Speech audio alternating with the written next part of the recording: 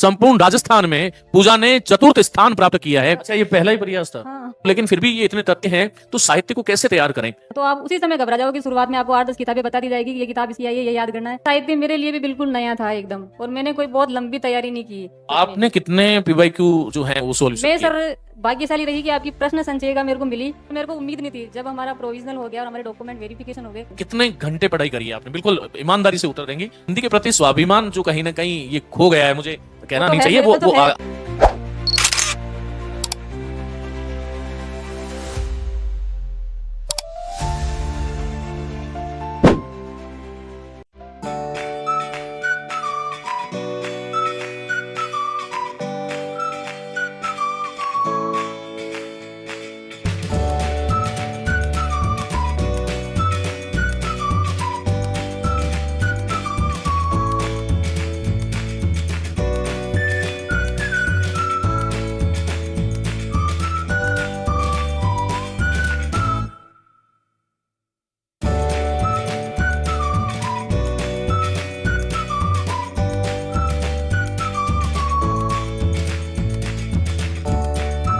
नमस्ते।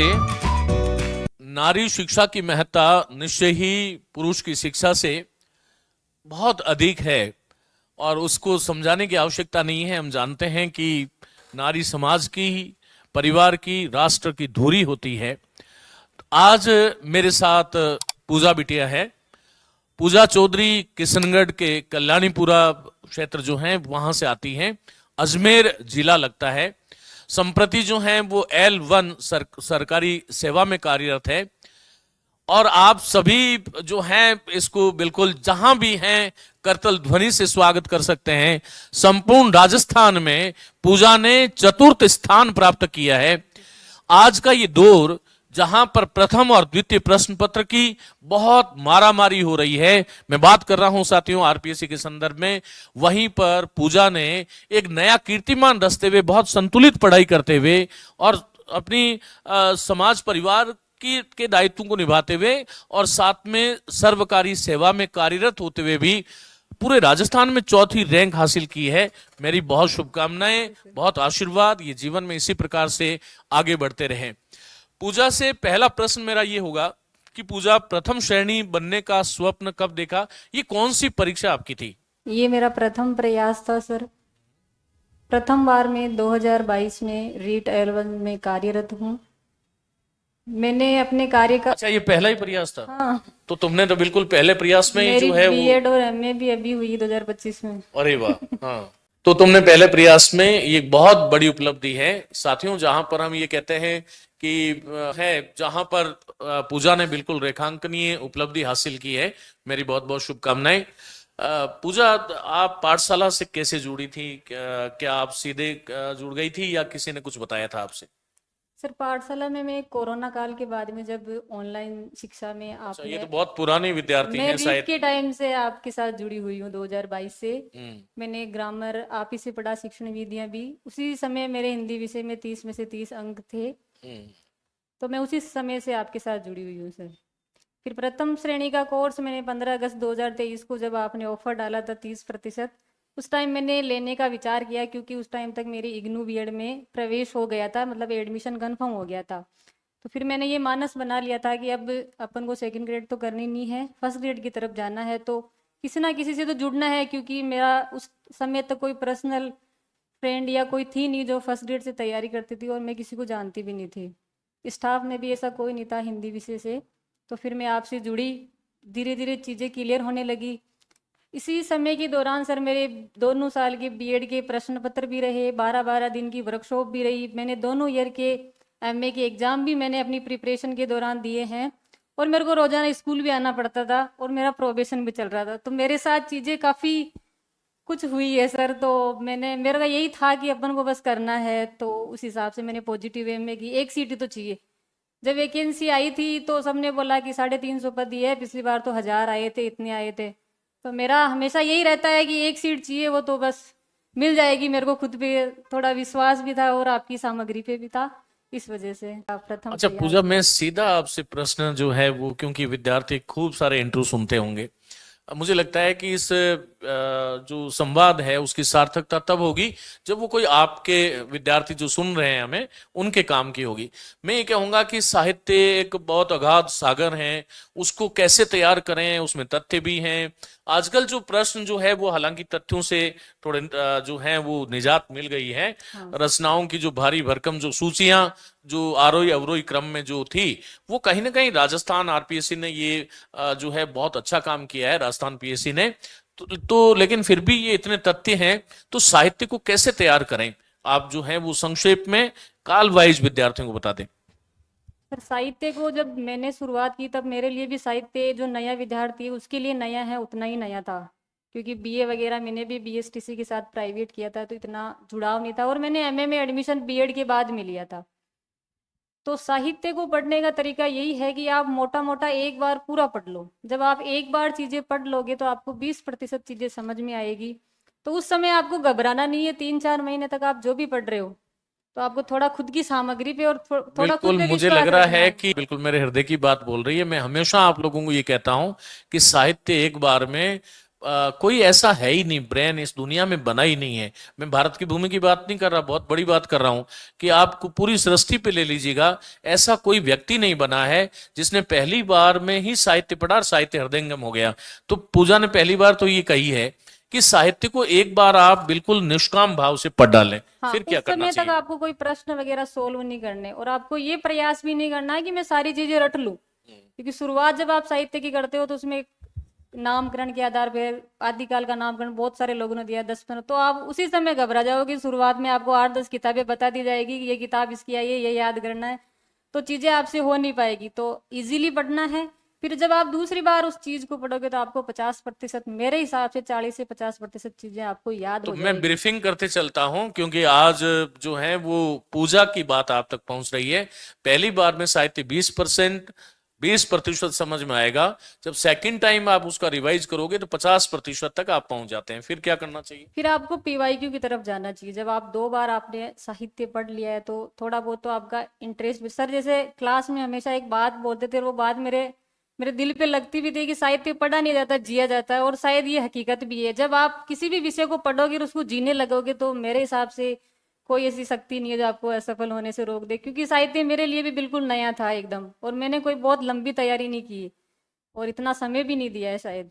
2023 से तैयारी शुरू करी, ठीक हाँ बोल रहा सर। हूँ। और 2025 की ये वैकेंसी थी, एक साल पहले तो इसकी परीक्षा ही हो गई, अर्थात केवल 1-1.5 साल की तैयारी। उसी में मैंने एमए भी की है और अपनी बीएड भी की है, और देखिए, मेरा प्रोबेशन भी चल सही रहा था। मार्गदर्शन हो तो मुझे लगता है कि 1-1.5 साल में आप लग करके यदि तैयारी करते हो, आप इधर उधर जो भटकते हो उससे जो है वो आपकी शक्तियां विकीर्ण हो जाती है, ऐसा नहीं। फिर क्या करना चाहिए, तीसरी बार पढ़ लिया हमने। फिर आपको पीवाईक्यू की तरफ जाना चाहिए। क्योंकि जो अभी हमारा वाला पेपर हुआ उस पेपर से आरपीएससी की डिमांड कुछ और ही है विद्यार्थियों से। आरपीएससी चाह रही है कि विषय के प्रति विद्यार्थियों की समझ बने। 10 कहानियां, 10 उपन्यास, 10 नाटक रट लेने मात्र से ना तो आप स्कूल लेक्चरर बन पाओगे या ना कोई अन्य अध्यापक बन पाओगे मेरे हिसाब से। तो मेरा मानना यह है कि आप जब भी साहित्य पढ़ रहे हो, मोटे मोटे जो 4-5 कालखंड है, तो आप पहले उसकी प्रवृत्तियां, उनकी अवधारणा, उन सबको पढ़ो। जब आप कॉन्सेप्ट आपका क्लियर हो जाएगा फिर आपको तथ्यों की तरफ आना है। बिना तथ्यों के आप एग्जाम क्लियर भी नहीं कर सकते और केवल तथ्यों से भी आप एग्जाम क्लियर नहीं कर सकते हो।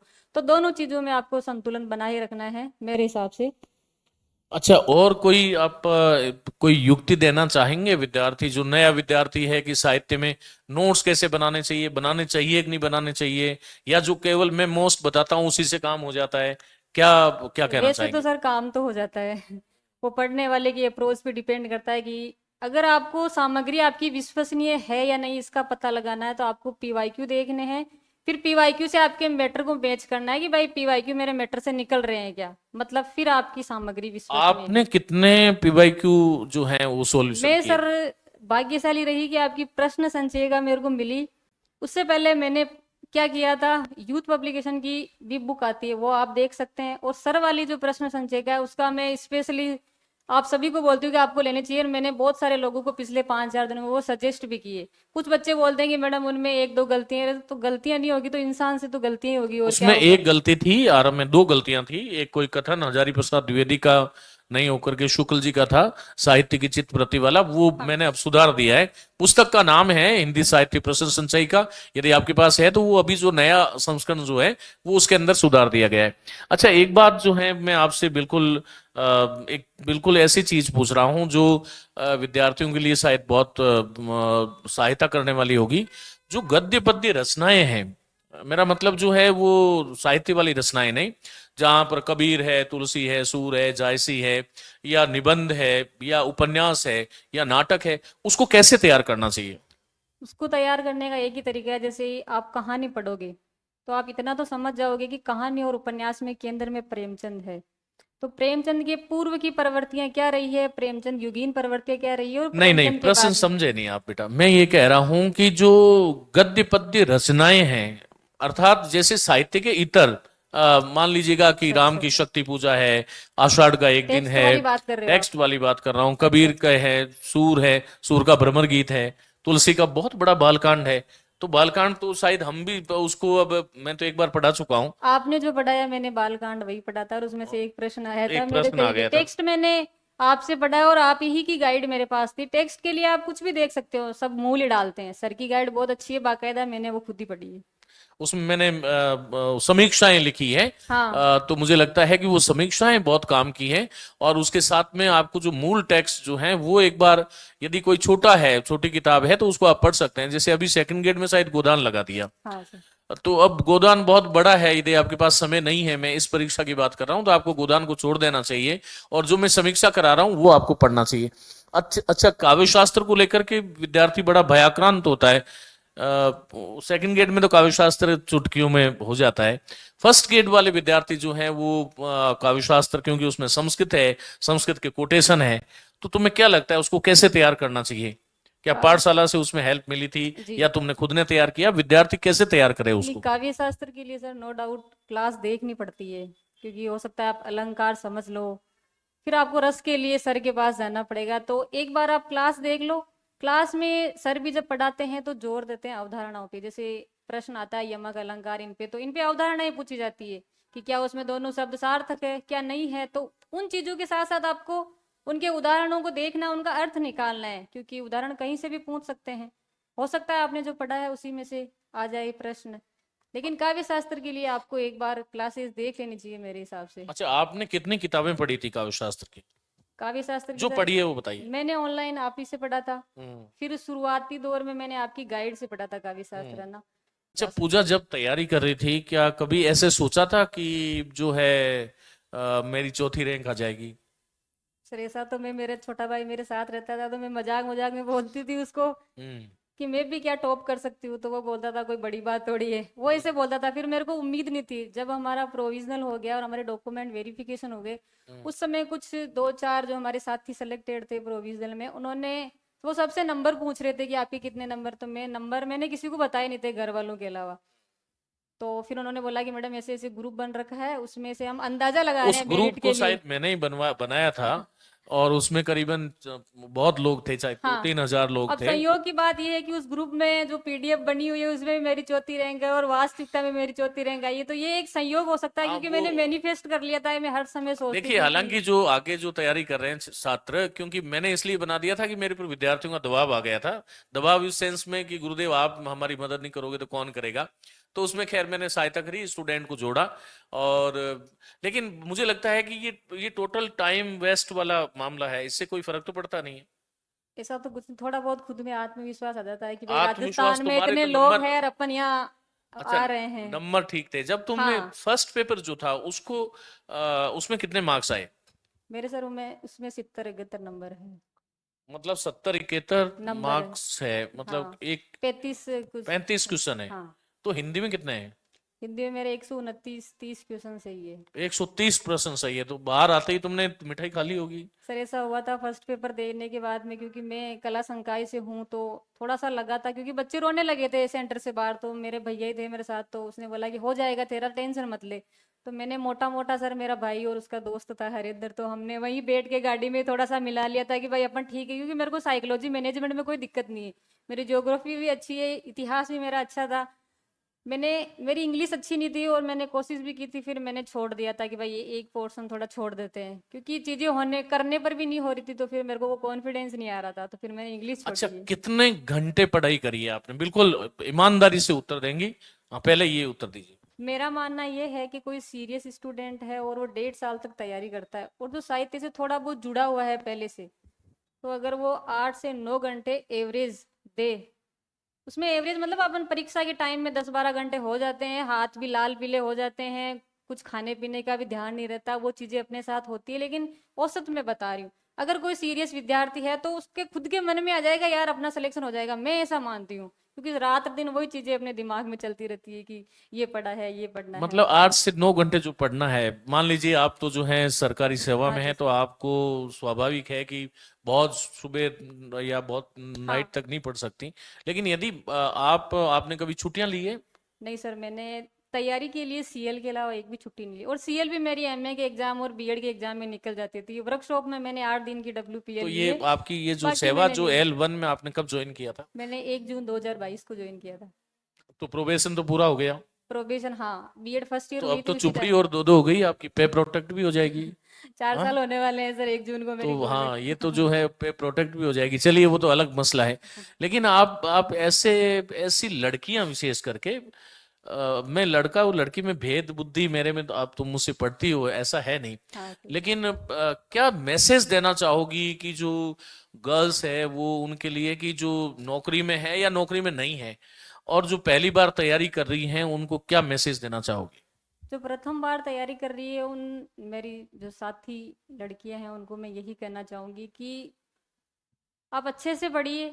कुछ चीजें आपको शुरुआत में समझ में नहीं आएगी तो मल्टीपल रीडिंग कीजिए। साहित्य का एक ही है फंडा कि भाई मल्टीपल रीडिंग करो, तभी आपको रचनाएं, नाटक, कविताएं याद होगी, वरना तो ऐसा कोई कंप्यूटर तो चिप तो डाली हुई नहीं है कि भाई फटाफट उसमें हो जाएगा पुट। तो मल्टीपल रीडिंग कीजिए। और किसी किसी के घर वाले मानते नहीं है, तो मेरा मानना है कि जब आपके घर वालों को आप पर विश्वास हो तो चीजें बहुत आसान हो जाती है। मेरे पापा हमेशा मुझे कहते हैं कि तू कभी फेल नहीं हो सकती, और शायद इसी का परिणाम है कि मैंने जो एग्जाम दिया मैंने वो पास किया है। तो इसी वजह से मैं यही बोलना चाहूंगी कि जैसे आप 1-2 साल से अजमेर रह रहे हो, जयपुर रह रहे हो, जहाँ कहीं भी रहकर तैयारी कर रहे हो या घर पर ही हो, तो वो घर वालों को चीजें आप में दिख जाती है कि आप वास्तविक में पढ़ रहे हो या नहीं पढ़ रहे हो, क्योंकि वो अपने से उम्र में बड़े हैं, अनुभव में बड़े हैं, और कहीं ना कहीं अगर अपन अच्छे से तैयारी करते हैं तो अपना प्रोविजनल तक आकर अटक जाते हैं, या हो सकता है 1-2 नंबर से रह जाते हैं, तो घर वालों को विश्वास आ जाता है मेरे हिसाब से इस चीज से। और मेरे साथ तो ऐसा कभी हुआ एक नहीं है। एक लास्ट प्रश्न, आप बहुत अच्छा उत्तर दे रही हैं। वो आदर्श उत्तर नहीं होना चाहिए। हाँ जी। अभी आगे की यात्रा जारी रखना है, नहीं, बिल्कुल रखना है। मतलब सहायक आचार्य की हाँ तैयारी हाँ भी हाँ, करनी है। बिल्कुल चलिए, बिल्कुल। कोई नहीं। लेकिन मान लीजिएगा कि आप यहाँ पर इसी सेवा में रहते हैं, तो आप हिंदी के लिए क्या सोच रखी हैं कि हिंदी के लिए मैं ये करूंगी? सही उत्तर देना, या नहीं सोचा है तो कोई बात बिल्कुल नहीं। सर, क्योंकि बच्चों को हिंदी के लिए कुछ डर भी है, और बच्चे को मानसिकता भी ये है खूब सारे बच्चों को कि हिंदी में क्या रखा है। तो मेरे हिसाब से हिंदी में बहुत कुछ रखा है। आपका जो भी विषय है आप उसके प्रति समर्पित रहिए। मैं अभी भी अपने स्कूल में हिंदी पढ़ाती हूँ, तो बच्चों को बहुत अच्छा समर्पित लगता है। रहिए अलग बात है, हाँ। आप क्या करने वाली, क्योंकि चौथी रैंक है तो आपसे उम्मीद मेरी भी बढ़ गई है ना, कि भाई आप क्या करने वाली हैं कि मैं ये करूंगी हिंदी के लिए। वो जैसे जो एक वहां तो करेंगे हिंदी स्कूल बोलने में। में, जो स्कूल में विद्यालय में करेंगे, वो तो गवर्नमेंट उसकी हमें हाँ पारिश्रमिक देगी। सही। इसके अलावा हिंदी में क्या करना चाहती हो? ऐसा तो विशेष मैंने कुछ सोचा नहीं, आप बता दो। अभी जो है, चलिए, मैं तो ये कहूंगा खैर, कि मैं यही आप लोगों से चाहता हूं कि जो चयनित विद्यार्थी हो रहे हैं, वो हिंदी के प्रति स्वाभिमान जो कहीं ना कहीं ये खो गया है, मुझे वो कहना तो नहीं है, चाहिए, मेरे में तो है, पता आया नहीं है, किसी में हो ना वो हो। वापस आ रहा है नई पीढ़ी में, वो हाँ आप जैसे युवाओं के कारण ही है। लेकिन जो स्वाभिमान जो हिंदी का कहीं ना कहीं वो है, उसको हमें बढ़ाना चाहिए। और हिंदी को बहुत अच्छे रिसर्च की आवश्यकता है आज, चाहे वो ग्रंथ हो, शास्त्र हो। पढ़ाने वाले की तो आवश्यकता सदैव रहेगी, ये बात सही है। लेकिन यदि आप आगे विश्वविद्यालय में, महाविद्यालयों में यदि जाती हैं, मेरी बहुत शुभकामनाएं कि आप सहायक थैंक आचार्य यू बने सर। बहुत जल्दी, बहुत मन से तुम्हें आशीर्वाद। अभी तुम्हारी उम्र भी है, और तुमने तो अभी अभी ताजा ताजा जो है बीए में करी है। हाँ। और ये सफलता यूं नहीं कहूंगा, आपने बहुत अथक मेहनत की है, परिश्रम की है, लेकिन क्योंकि पहली बार मिल गई इसलिए एक बार और मैं चाहूंगा कि कॉलेज लेक्चर की तरफ ये जो जी सर, ऊर्जा आपकी जरूर। है ना, उसको आपको आगे जो है वो उसमें लगाना चाहिए, है ना। बहुत शुभकामनाएं मेरी। और आप लोगों का कोई प्रश्न है तो कर सकते हो। कोई प्रश्न है आप लोगों का? कुसुमा, बोलो बोलो, पूछो।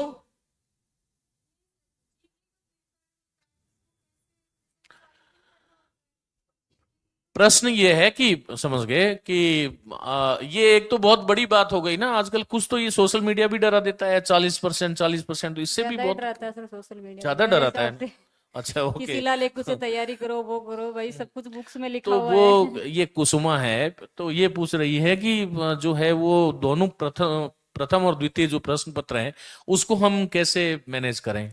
मेरा ये मानना है कि प्रश्न पत्र प्रथम को भूलना नहीं है, क्योंकि वही आपके सिलेक्शन में अहम भूमिका निभाएगा। और सब्जेक्ट आपका मजबूत नहीं है तो आप सिलेक्शन की दौड़ से वैसे ही बाहर हो जाओगे।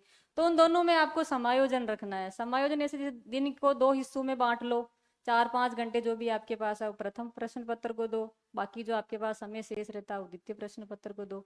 उसमें जैसे आपको किसी को गणित नहीं आती है तो आपको ऐसे करना है कि जैसे माध्य माध्यिका बहुलक वाली जो प्रश्नावली है उसमें से हमेशा प्रश्न पूछे जाते हैं, तो कोशिश करिए यूट्यूब पे वीडियो देख कर कि आप उसे अच्छे से क्लियर कर लो। और प्रश्न आता है, हमारी वाली में 3 प्रश्न आए थे। साइंस में कुछ ऐसे टॉपिक है जो आप पढ़ सकते हो, फिजिक्स इनके अलावा एनसीईआरटी से वहां से प्रश्न उठते हैं। छोड़ना नहीं है, जो पोर्शन आपको बिल्कुल नहीं आ रहा है आप उसको 4-5 प्रश्नों को छोड़ सकते हैं, वरना आपको कोशिश करनी चाहिए कि साइंस में ये 2 टॉपिक में पढ़ लो। ऐसा तो बिल्कुल नहीं है अपन 10th तक पढ़ के आए हैं तो साइंस में आपको अपन को एक ही टॉपिक नहीं आता, ऐसा तो किसी के साथ नहीं होता। और आप साइकोलॉजी मैनेजमेंट को बहुत अच्छी तरीके से कर सकते हो, क्योंकि वो उसमें पूरे में समस्या से पूरे तुम्हारे लाना। साथ तो ये समस्या नहीं थी क्योंकि तुम बिल्कुल क्रमबद्धता से आगे हाँ, बढ़ रही थी। अब एक समस्या ये हो जाती है विद्यार्थी में कि वो उसने 10 तो करी है 2001 में, और अब वो परीक्षा दे रहा है, उसको पता ही तो नहीं था आप विषय। ज्योग्राफी को अच्छी कर सकते हो, क्योंकि हिस्ट्री में तथ्य ज्यादा है, ज्योग्राफी में इतना नहीं है। आप ज्योग्राफी जब भी पढ़ो मैप से पढ़ो, मेरा ये मानना है। तो जो आपको जो पोर्शन आप छोड़ रहे हो उसके अलावा जो पोर्शन आपका थोड़ा मजबूत है उसको और मजबूत करो कि यार इसमें से नंबर नहीं कटना चाहिए, तब तो आप मजबूत स्थिति में हो। वरना हो सकता है आप एग्जाम से बाहर भी हो जाओ। तो सोशल मीडिया के चक्कर में मेरे हिसाब से नहीं पढ़ना चाहिए, क्योंकि सर अंतिम समय में हमारे साथ ये हुआ था कि पेपर होगा ही नहीं। ईमानदारी से बता रही हूँ, मेरे को इस बात का पता नहीं क्या था कि मैंने कभी पेपर ये नहीं कहा होगा। है कि पेपर नहीं, नहीं मेरे होगा? को खुद को नहीं पता था कि भाई पेपर नहीं होगा।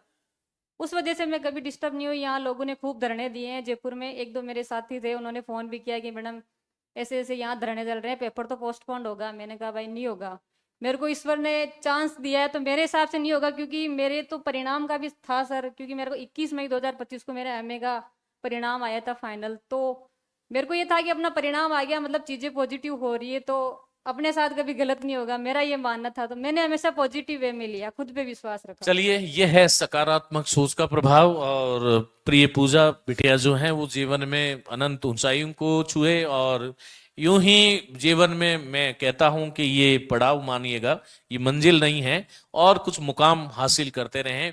हिंदी की सेवा करें और शिक्षक के दायित्वों को भली भांति निभाएं।